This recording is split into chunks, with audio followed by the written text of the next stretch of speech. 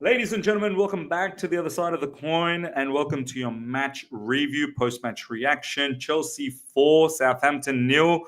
It's what I expected. I expected a resounding victory. I think in my preview I said 3-1. I gave Southampton a little bit too much credit that they were going to be able to score. One, that's because we are incapable of keeping a clean sheet. We've been able to keep a clean sheet, which is fantastic. We scored quite a lot of goals.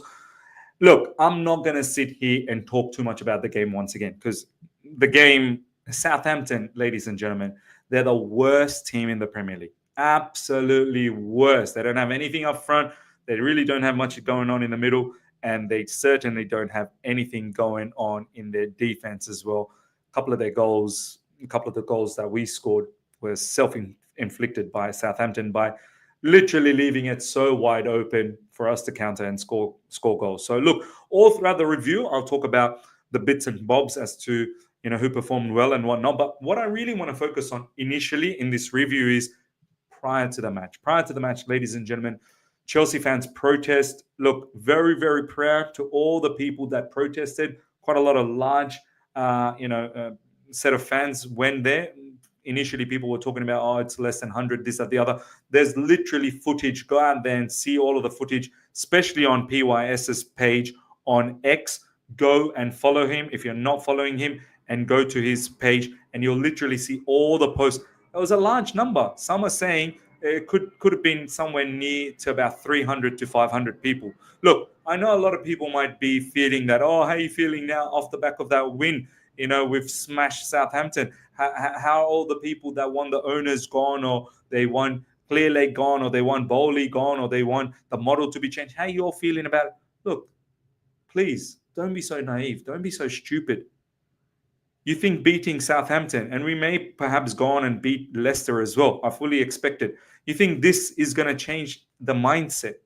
You need to wake up and smell the coffee, man. You really do. Ultimately, we are not a team that is ready to compete at the highest level. Beating Southampton and Leicester are going to change the whole narrative. Oh, go out there and do your research. This is what I said before the match. And to all the people that have protested, and to the people that are demeaning this, disrespecting these protesters, and they're saying that, they look like fools, there's no direction, this, that, the other.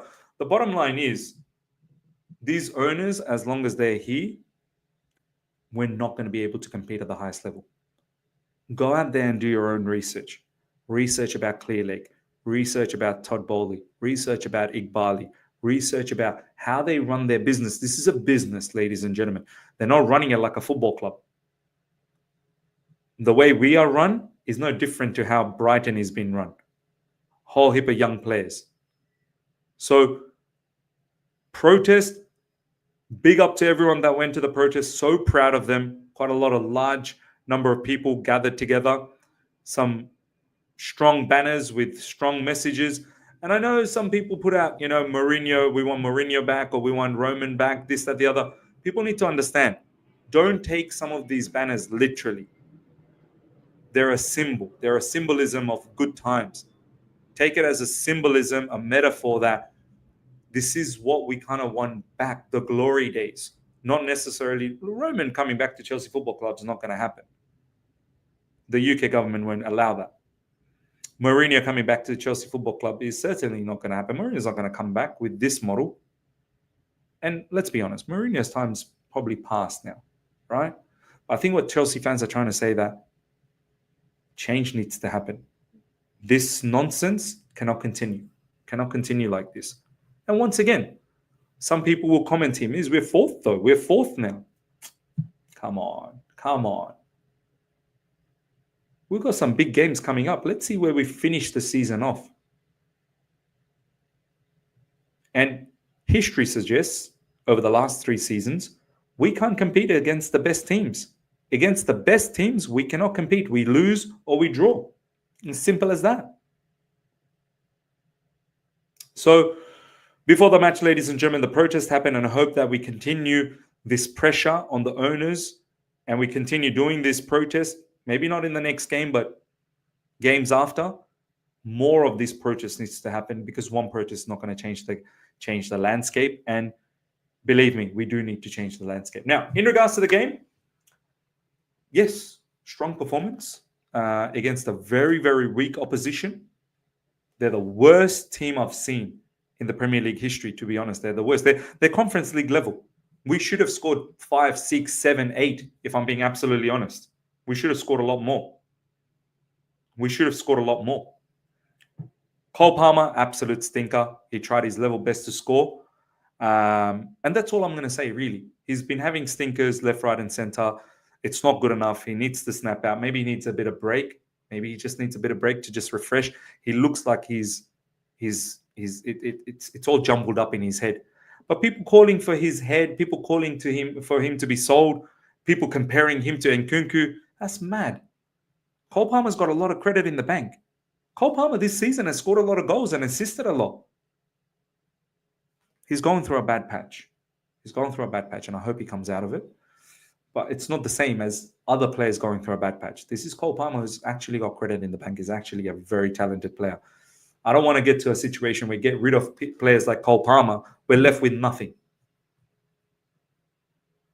Believe me, if we don't get Champions League this season, we're not going to be able to do much business anyway. So you don't want players like Cole Palmer to leave Chelsea Football Club. Besides that, look, strong performance from Cucurella, strong performance from Enzo Fernandez. Nkunku as well, I thought played well. Pedro Neto played well, goal, assist. Tyreek George came off the bench, assist, lovely. Jurgensen made a really good save, which was good to see earlier on in the match.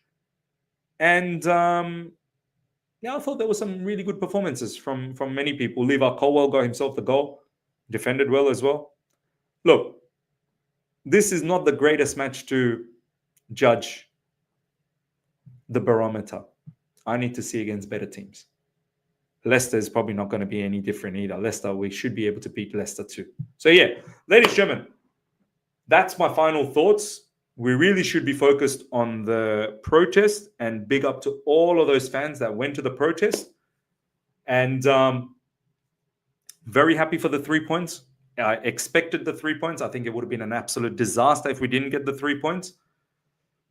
And yeah, we move. Our next game is against Copenhagen. Hopefully we can win against Copenhagen in the Conference League. We do have the weekend off. There's FA Cup. We don't have anything going on in the weekend.